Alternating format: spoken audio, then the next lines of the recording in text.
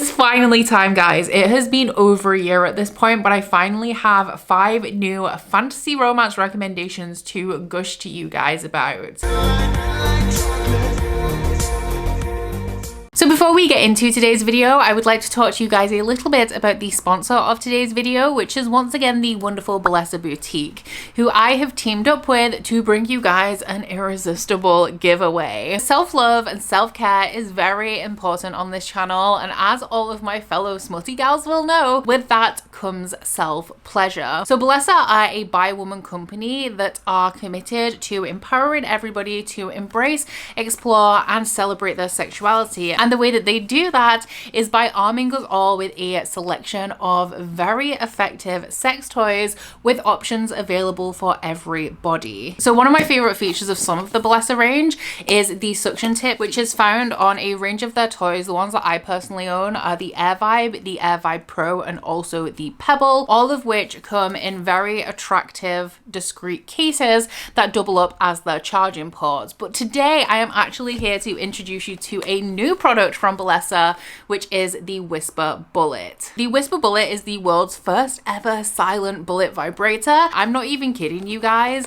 This tiny little tool is packed with so much power, and it is so unbelievably quiet. So this utilizes Becca's brand new Whisper Tech, which means that you never ever have to choose between power and discretion. And this is not just like a 1-speed beauty, like she has 5 different speeds. And I'm just gonna give you a minute to listen to this. I also have a very new, very sensitive microphone on my camera right now.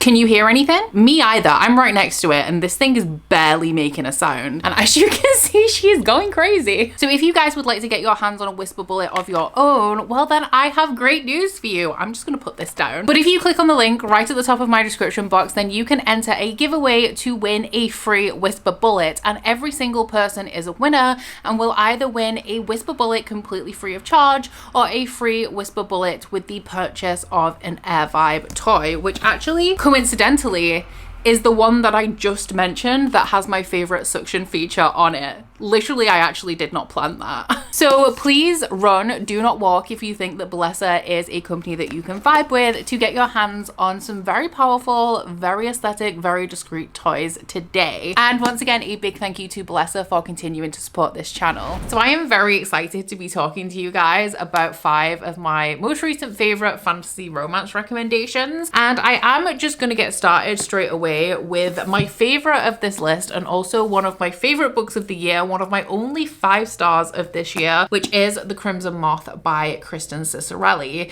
So I'm pretty sure that this one was included in a YA fairy loot, which is very interesting because I wouldn't say that this necessarily reads like YA if that is something that you are a little bit cautious of. It is not overly spicy because it is like a crossover into the young adult category, but it also at the same time does have a little bit of steamy content in here. So this one is about a witch and a witch hunter. It is following a witch called Rue who had to hand over her grandmother to the witch hunters. So this is set in a world where the witches were the royalty, they were very important people in society, but there was also a lot of oppression happening under this rule. So our main male character is actually called Gideon, I think. Yes, and he is the leader of the witch hunters that actually overturned this monarchy and changed the way that the government is run. So now witches are persecuted. If you have magical powers, then you are going to die. So Rue's grandmother actually instructed Rue to turn her over because if she didn't, Rue would also be persecuted for harboring a witch. So since this has happened, Rue has actually come into her own power and she has dedicated her life to saving witches from execution. So this book mainly follows Rue's pursuit of a witch that was close to her grandmother, who I believe was called Seraphine, and she finds out that she is in like the most secure area of like where they hold the witches, waiting for her execution. So she decides that she is going to get close to Gideon, who is the head of the witch hunters, because he is the only person who is going to be able to give her the information that she needs to be able to free this witch before she is executed. Now, on the flip side of this, Gideon is also approaching and trying to get close to Rue because there is a vigilante figure in this world, the Crimson Moth, who is well known for freeing witches before they are executed. They have been pursuing the Crimson Moth for a while. They're almost like a police force, the witch hunters in this world, and they cannot figure out who it is. And one of Gideon's friends suggests that it could be Rue. Now, he does think that this is ridiculous, but on a whim, he decides to kind of pursue Rue to figure it out, to see if she has any witch marks on her or is acting suspiciously. And obviously, as we have this mutual fake dating thing, as they're both circling each other for information, they do naturally grow closer and feelings develop over the course of the book. This is even more messy because Gideon's younger brother is actually in love with Rue. And so Gideon knows that even if Rue doesn't turn out to be a witch, then this is never going to be a relationship that he can pursue because of his brother's love for her. And Rue also knows that she will never be able to pursue an actual relationship with Gideon because if he ever finds out that she is a witch, he will want to kill her. So this creates great tension from the get-go. Like straight in here, like we see these two really being drawn to each other. They actually don't like each other very much because of a misunderstanding. It's actually attraction that has been misdirected as like irritation or aloofness. So they have their wires completely crossed. But something that I actually really enjoyed about this book is that it has big themes of trauma and healing as these two start to actually properly get to know each other and build a little bit of a friendship before it does start to go in a more romantic route. I also really like that this has a representation of a male victim of domestic abuse portrayed in a way that never diminishes this character's masculinity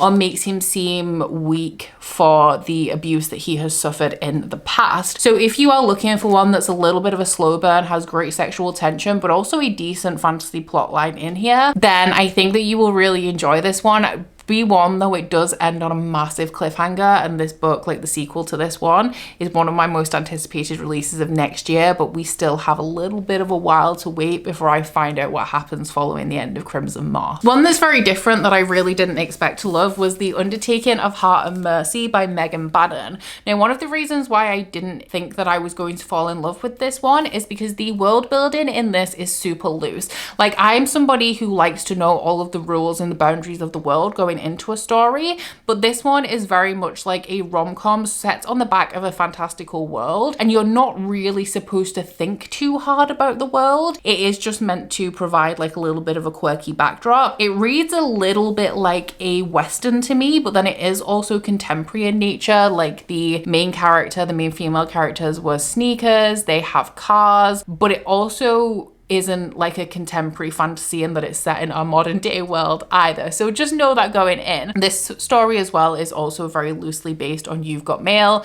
and I think that the sequel is based on either When Harry Met Sally or Sleepless in Seattle, which is a book that I'm very, very excited to get to, hopefully sometime soon. But this one is following an undertaker called Mercy and a marshal called Hart. So Hart's job is to go into this separate realm of the world where zombies roam. They're not called zombies in this world, but they are essentially the reanimated dead. And this is like a big threat in this world. So everybody has a funeral package already paid for them, or like for the most part they do. And they have tags around their neck that signifies like what undertaker they are to be taken to upon their death. So Hart really hates Mercy, but sometimes he just has to go and deliver a body to her regardless of his own feelings. Now, the reason why they actually dislike each other, and a reason why I struggled to get into this at first, is essentially because of a misunderstanding. Like, Hart caught Mercy on a bad day. He was also like in a little bit of a bad mood, and they snapped at each other a little bit. And so from that moment on, every time they encounter each other, they essentially just have a full-on argument. Mercy at this point is actually really struggling under the pressure of this undertaking business, that she is essentially just stepping in as the undertaker until her brother completes his like university degree and comes home to take over the undertaking role. However, brother, he does come home and he says that he does not want to be an undertaker. And so Mercy is keeping this secret from their father, who is not unwell at this minute, but he has had like a serious health issue that has meant that he has had to take a step back. And Mercy is now wondering what she's going to do if her brother is not going to become the undertaker of this family business. So she writes a letter to a friend that gets delivered by the very quirky postal service in here to Hart anonymously. And he, in a moment of loneliness, because everybody that he's ever been close to has passed away, so he's like quite reserved and quite lonely. In a moment of loneliness, in a moment of weakness, he writes back, and they end up having this anonymous relationship over letters that kind of starts to break down the barriers between them, unless they're face to face, of course, where they absolutely hate each other. I wasn't vibing with this for the first half. I wasn't really feeling the relationship or the chemistry between them, because I felt like the reason why they were enemies was like a little bit silly, like something that maybe they should have gotten over at some point. But as the story progressed, I really fell in love with this one. The only criticism that I have about it as somebody who really loves to know, like I said, the rules and boundaries of a world, is that the world building in here just isn't that concrete. You just have to kind of roll with it. But in terms of this being a very cute, very funny romantic comedy, I feel like it really hit the mark. It does also deal with themes of like familial pressure and grief and mourning, and it deals with them in a way that kind of made me emotional where I didn't expect to, because the majority of this book is kind of light and funny, but it does really delve into those underlying themes throughout here as well. So if you are maybe more of a fan of a traditional contemporary rom-com, this might be an entrance into like contemporary fantasy that you maybe enjoy. I do have a couple of recommendations for books that I don't currently physically have access to, one of which is a series I have just recently finished, which is the War of Lost Hearts series by Carissa Broadbent, the first book being Daughter of No Worlds. This one is an indie fantasy romance, and I will say that the first book was my favorite in the series. I don't think that the series is bad at all. I just wasn't necessarily as invested as I like to be in the sequels in this series. But this one is for people who like authors like Sarah J. Maas and Jennifer L. Armentrout. It has a slow burn relationship in it and also a strong fantasy plot. Once again, also deals with a lot of themes of like trauma and loss, which is something that I really like in a romance. I really like watching characters bond and kind of open up and learn to love again, despite having a lot of like trauma and situations in their past that kind of close them off a little bit. But this one is following a young woman called Tasana, who is a slave.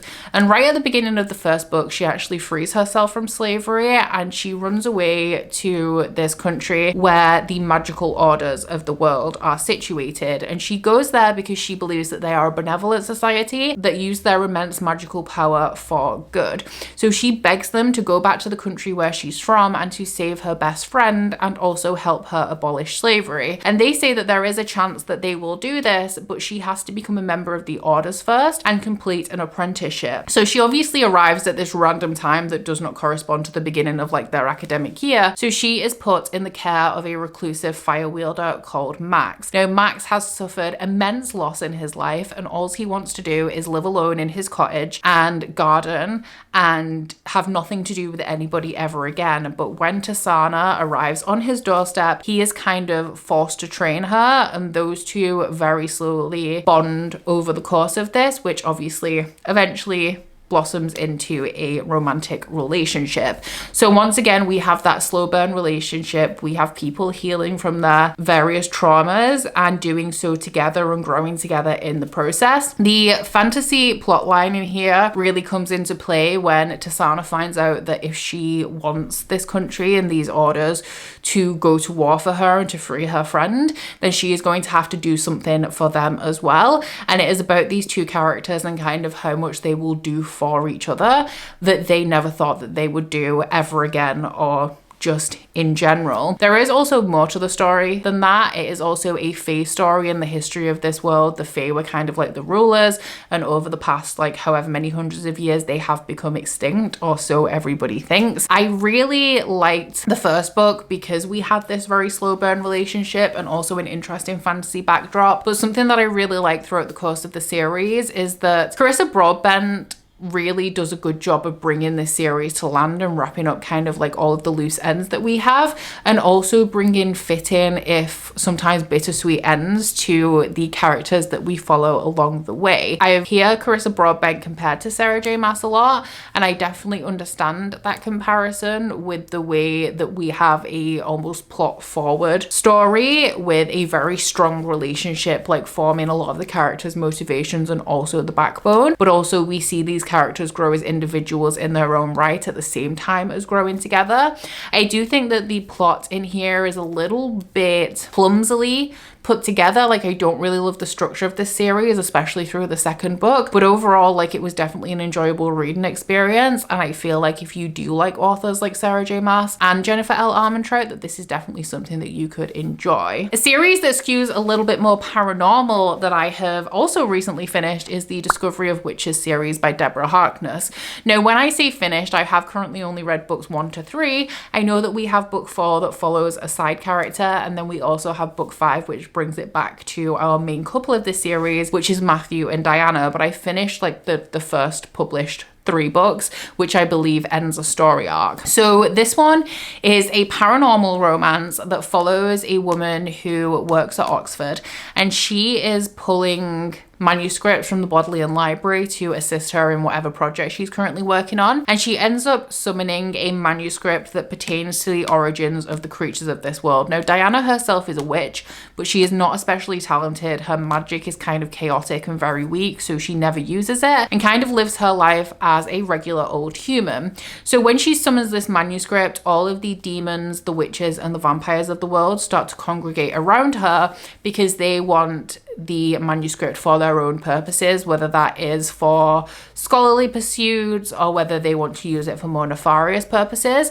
But what becomes very clear is that they are willing to go to extreme measures to obtain it. One of the people that ends up drawn to Diana during this period is a very powerful and ancient vampire called Matthew, who wants the manuscript so that he can find out why the vampires are dwindling over the generations. Like, the magic seems to be getting weaker and weaker, and the vampiric blood seems to be getting weaker and weaker. But as he is pursuing this, he ends up drawn to Diana against his better judgment and really coming to care for her, and then taking it upon himself to protect her from all of the other witches and demons that are surrounding them at this time. Now, my favorite thing about this series is actually the atmosphere. I thought that this was going to be really dense and wordy and pretentious going into it because they are quite thick books, but also they are set in Oxford, which for me immediately just signals like pretension. But actually this series is compulsively readable, and I would actually really compare it to Twilight, but obviously a lot more adult. Like, even the first book has similar plot beats to Twilight. We also have this element of Matthew really trying to resist Diana. He doesn't want to be with a human. It's the classic human vampire thing that very much, of course, closely mirrors Bella and Edward, which, let's be honest, are not the most original vampire relationship because they also kind of mirror like Buffy and Angel. But the atmosphere is quite autumnal and it's very, very absorbing. I really love Deborah Harkness's writing style, and even though we do have some quite pretentious elements to these books, especially in the second book, which has a very historical fiction element to it, and Deborah Harkness is a historian, so she really goes into those details. I actually felt like some of that lent an air of credibility to the series as well, because the details that are historically accurate woven with this story made it seem a little bit believable, you know, like this could actually be happening, but like me as a mere human would never know because I'm not privy to the secrets of like the vampires, the witches, and the demons. And the things that I didn't love about this series is generally the romantic relationship, I have to say. Matthew is a more old-fashioned love interest than I typically enjoy, and I do find him to be quite overbearing and protective, which eases up a little bit, but still overall he is a little bit too old-fashioned for my particular liking. That being said, I know a bunch of other people that really, really love him. So as the series goes on and we get a little bit romance focused and focusing on elements of their relationship that I'm a little bit less invested in. I wasn't as invested as I was in book 1 in this series, but I did still really have a good time with the atmosphere and the writing style throughout. And our final recommendation I have is a book that I really enjoyed, with the caveat that I know that a bunch of people don't like the sequel, which I haven't read yet. I want to, but I'm a little bit scared because I know a bunch of people don't like it. And that is The Crown of Oaths and Curses, or the first book in the Mortal Fate series by J. Bray. So this one is, of course, a indie fantasy romance, and it is following a relationship between a witch and a fae who are fated mates. However, they absolutely despise each other, and part of this is because of an ongoing war between the people of the witches and the fae. So there are actually two prequel novellas that you should read before this one called The Sword and the Scepter, which go into the backstories of each of our respective characters. But starting out in this book, the two characters meet for the first time, and our female main character Rook knows who the male main character Soren is, but he has had no idea who his mate is this entire time. All he knows is that when he finds his mate, he will be able to save his people who are currently cursed. Content warnings in here for what I always put under the umbrella term of like sad baby stuff, which is like miscarriage, stillbirth, that kind of thing, because the fae of this world have been cursed to not be able to reproduce, and this is obviously affecting them because their numbers are dwindling. Fae being a long-lived species, they don't reproduce especially easily anyway, and it is the witches that has put this curse on them. So Soren's people are really struggling, and the land is also failing them. The land is barren and they are running out of food. Our female main character Rook had her entire family slaughtered. She lived in this like very secluded forest community that she had to break out of when she came home one day and found out that everybody that she loved was dead. So she has been abroad, she's like got a ton of life experience, and she's come back ready to accept her fate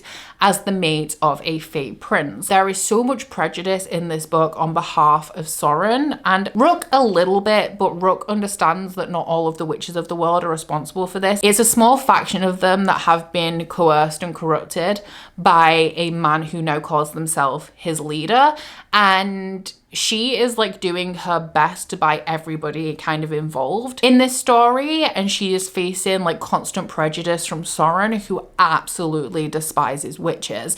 So this is almost a no burn series, I've heard it referred to, because there is no romantic relationship in this first book, and it's not small, but because the characters hate each other so much, and because Soren's prejudice is so deeply rooted inside of him that he cannot see past it, it is a long time before these characters even get to a point where they will be in the same room as each other willingly, you know? So I really like this story because I do like very slow books. Like if the writing style is compelling, which this one is, if nothing much is happening, you know, most of the time I don't mind. My real main criticism of this is that it did get a little bit tedious, like how immovable Soren was being when we're like 600 pages into this book, especially having read two novellas, which bumps the page count up to like 850 pages for like this first installment. But otherwise, I really liked the plotline that we developed in here.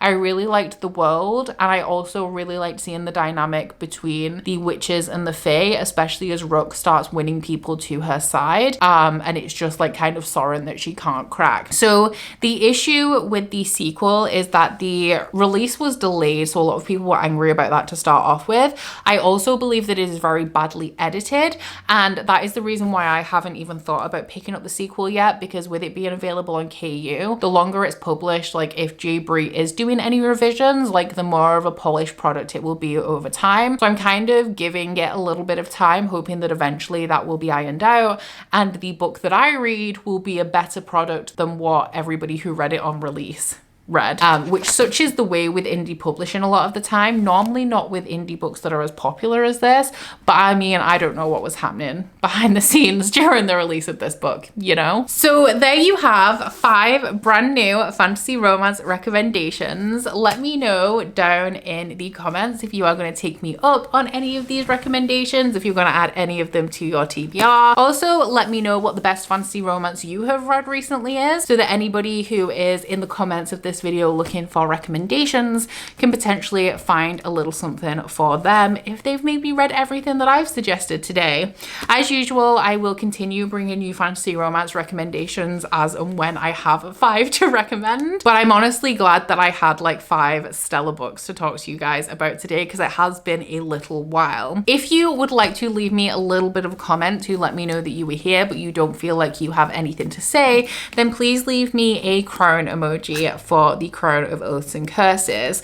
Aside from that, once again, a big thank you to Bellesa Boutique for sponsoring this video. And do remember that if you click on the link right at the top of my description box, you will be entered into a giveaway where everybody is a winner. But aside from that, guys, please don't forget to like this video if you liked it and subscribe if you wanna. If you head into my description box, you will find links to my Goodreads, my Instagram, and my Patreon if you would like to join me on any of those. But that's it from me today, guys. Bye. Oh, you bite your friend like chocolate. You say you'll go where nobody knows, with guns hidden under our petticoats. We're never gonna quit it, no, we're never gonna quit it, no.